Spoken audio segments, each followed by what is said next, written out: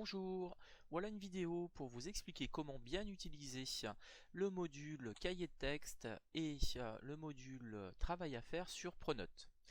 Donc tout d'abord, lorsque vous vous connectez, vous arrivez sur la page d'accueil de Pronote. Sur cette page, vous avez différentes informations, donc votre emploi du temps pour la journée et donc les prochains devoirs et travail à faire qui apparaissent.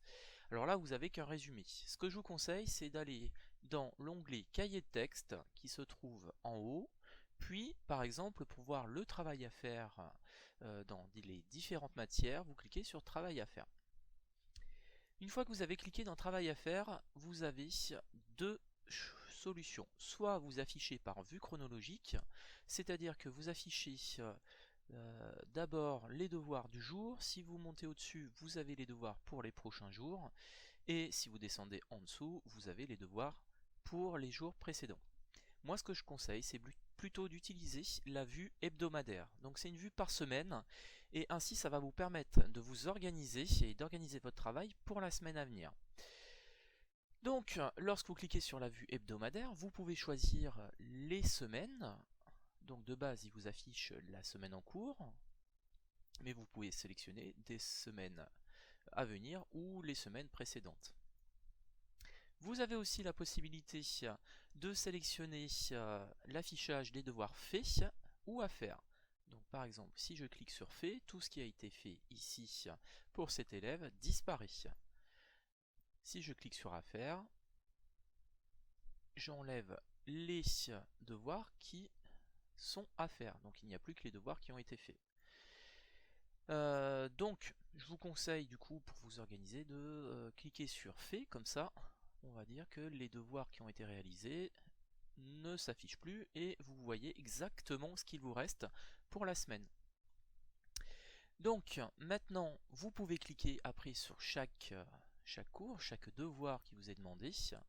Donc vous affichez le contenu du cours avec les documents joints, les documents ressources au travail à réaliser. Vous pouvez aussi cliquer sur voir le cours qui correspond au cours pendant lequel les devoirs ont été donnés. Une autre fonction intéressante aussi, les enseignants peuvent vous demander de déposer une copie, un devoir, un fichier. Donc pour cela, lorsque l'enseignant a activé cette fonction, vous aurez un petit bouton supplémentaire qui est déposer ma copie. Dans ce cas-là, lorsque vous cliquez sur déposer ma copie, il y a donc une petite fenêtre qui apparaît et vous pouvez sélectionner soit des images, soit plusieurs images, ou un document PDF, un point doc, etc.